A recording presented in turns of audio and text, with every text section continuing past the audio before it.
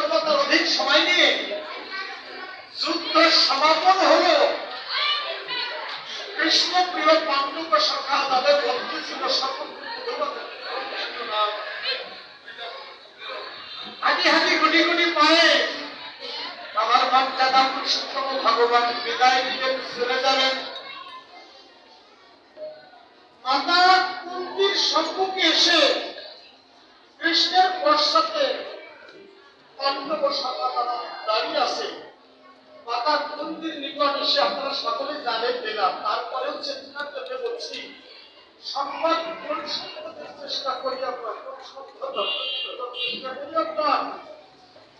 মাতা কুন্তীর নিকট গিয়ে প্রণাম করেছিলেন কৃষ্ণ, সীমাতা এতদিন ছিলাম, এখন চলে যেতে হবে আমাকে, আমার আসলে আমার বিদায় দাও, আমাকে আশীর্বাদ করতে হবে, আর তুমি কিছু চেয়ে নাও। সীমাতা বলেছিলেন কৃষ্ণ রে, কেউ না জানো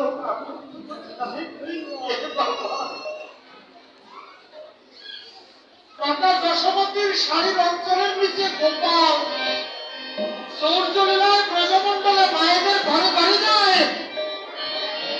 মা বুঝতে পারে নাই গোপাল যে গোলকের হরি। সচিবতার শাড়ির অঞ্চলে 24 বছর পর্যন্ত আমার গৌর হরি, তারপর ত্রিদণ্ডী সন্ন্যাস গ্রহণ করেছিলেন। সচিদেবী বুঝতে পারেন যে এই গৌর এই নিমাই হলেন সন্তান হরি। ঠিক তদ্রূপ পিসিমাতা বলছেন কেউ না জান ভক্ত, আমি তো জানি তোকে আমি কি আশীর্বাদ দিতে পারি বাবা। ভগবান কৃষ্ণ তখন সেখানে বলেছিলেন পিসিমা শোনো, আমি দেখেছি